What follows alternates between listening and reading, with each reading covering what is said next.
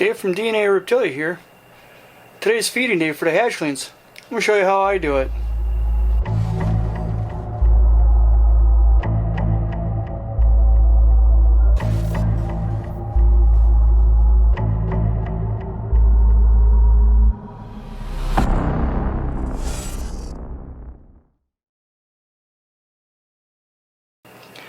Alright, now like I said in the intro, we are going to be feeding our hatchling ball pythons. And this is your warning that these animals are going to be getting fed live food. I specifically raise rats and African softers specifically for these ball pythons to feed upon. And most of the time I do feed live. I'm only going to show you the hatchlings eating African softers or going after African softers because the African softers we have don't really make any noises. So it's not going to be shock and awe, but animals got to eat. Sometimes we have to do things that we don't want to do. But the way that I do it should actually help transition to be able to feed frozen-thawed in the future to the people who actually do buy our ball pythons. I do what I call is a dangle technique. I basically dangle the African softer or rat pup in front of the ball python, and I try to coax them to always look up for their food instead of on the ground. I do not use tongs, I do use my hands, and 99% of the ball pythons when they strike, they don't miss. Now if they come out of the tub a little bit, which some of these guys might do, I am following them right up. You'll see that in the clips.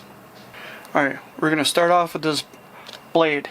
Not blade hat clown, just a blade. I grabbed what I believe is the proper size. So I open up the tub and find out. There it is. See, he's hungry.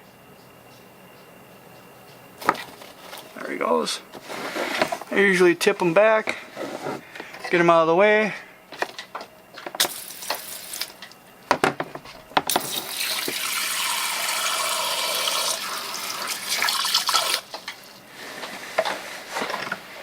Now the vision rack, what I do is, you can see that these tubs usually slide back kind of far, a little bit. With the 15s, I pull them forward. I can do that with the 18s also. I pull it forward so I know that there's actually a rodent in there that is either alive, running around, or has been struck. So it's my way to signify that this tub I do have to come back through and double check. Next we're going to do blade spider, which is a sibling.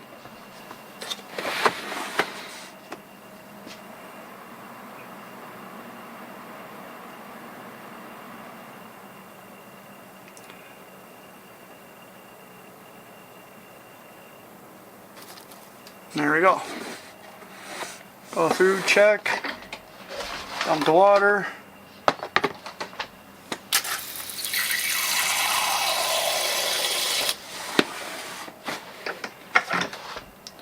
Now, I'm going to go down a little bit so you can see a little bit better. We're going to go to this pastel Mojave het genetic stripe.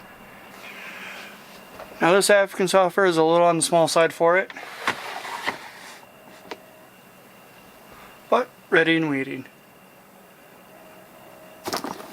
There you go.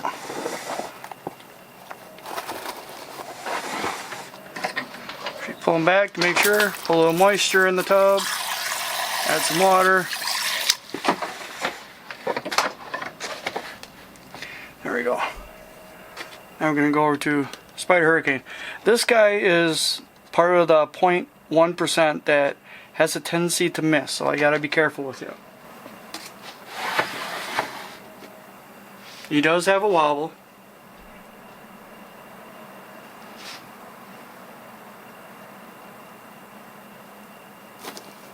Ah, good, he got it this time.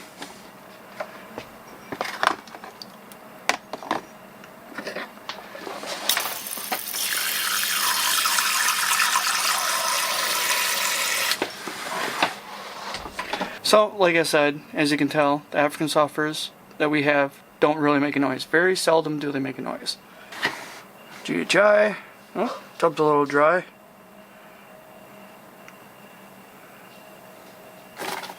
There we go. Pull them back. I do this every week. I make sure that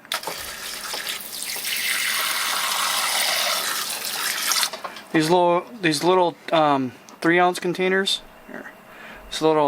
actually I think they're 2-ounce containers, they stay pretty good, but they dry out over a week, so every week I gotta fill up. That's why I have this connected to, actually I have this hose connected to a reverse osmosis filter that is also connected to a 15-gallon pressure container. So that I always have 15 gallons of reverse osmosis water readily available. Not deionized water, because that strips out all the minerals. We just want all the hard stuff to be pulled out. There is still vitamins and stuff in the water. And then you want to get a pressure tank.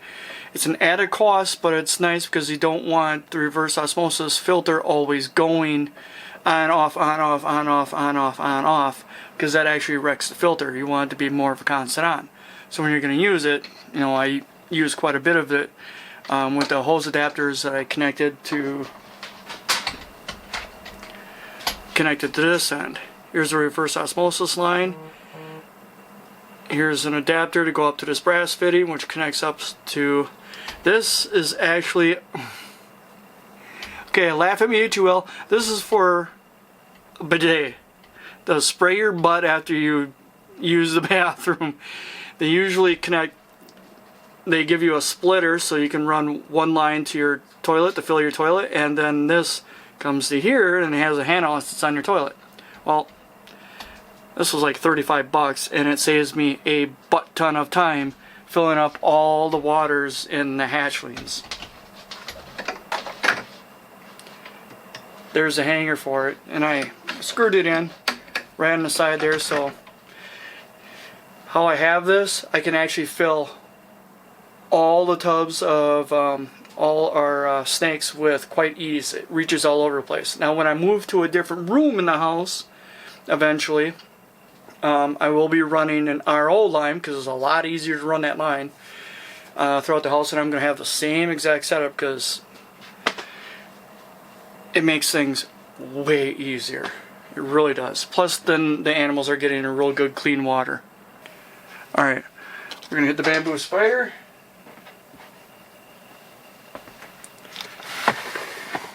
He's ready. See? A little hungry.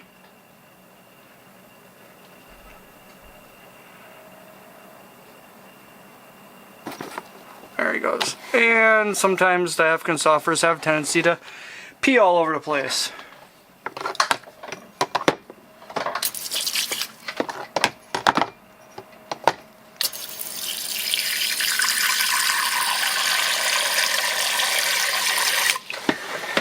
Now, what I like about the dangle technique is, like I said, you know, when you use these guys, some kind of tongs with their frozen-thawed,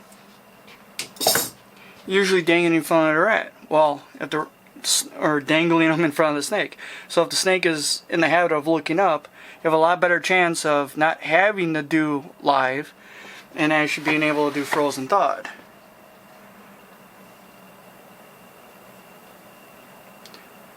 But with frozen-thawed, you're still going to have to move it. Sometimes with the live ones, I also have to move it.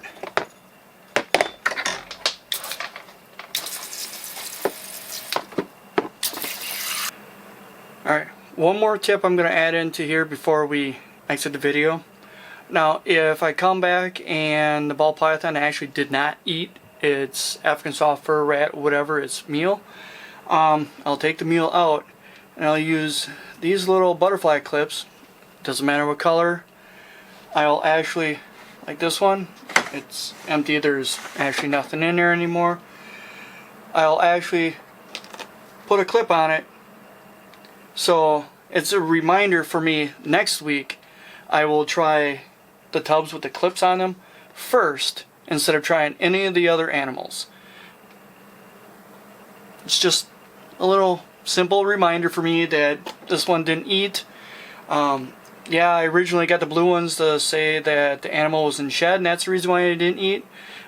But after a while, I just decided, doesn't matter. I'm just gonna use whatever one, clip it on there. If the animal didn't eat, I use it for the adults, for the grow-ups, for everything. If the python didn't eat, gets a clip on it, reminds me that they're not eating. It's gonna help me to remember which ones are not eating during breeding season also. So there's another little quick tip. I'm not going to feed all of them on this video, but if you do actually have one that does not strike, with this size of African soft fur and or rat, I would be okay with leaving it in overnight. If your snake is currently not eating,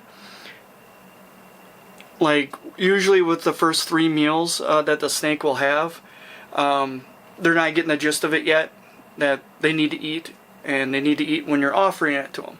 So usually the first 3 meals, I definitely for sure offer African soft furs. Usually after that, that's when I start trying to get them on rats, which is usually about meal 4 or 5. It usually takes, they'll start taking rats, and then I oscillate back and forth. Since we don't have another shoal for another month, I have more African soft furs than I do rats because I need to refill my freezer with frozen-thawed. So I'm feeding more African soft furs to the hatchlings, which is no real big deal. I had only 1 hatchling get stuck on African soft furs for 3 months. After that, doesn't matter. Would take anything. So just feeding African soft furs doesn't mean that they're going to be stuck on African soft furs. That myth is really starting to get broken, and it happens with mice too. African soft furs are healthier for your snake compared to mice.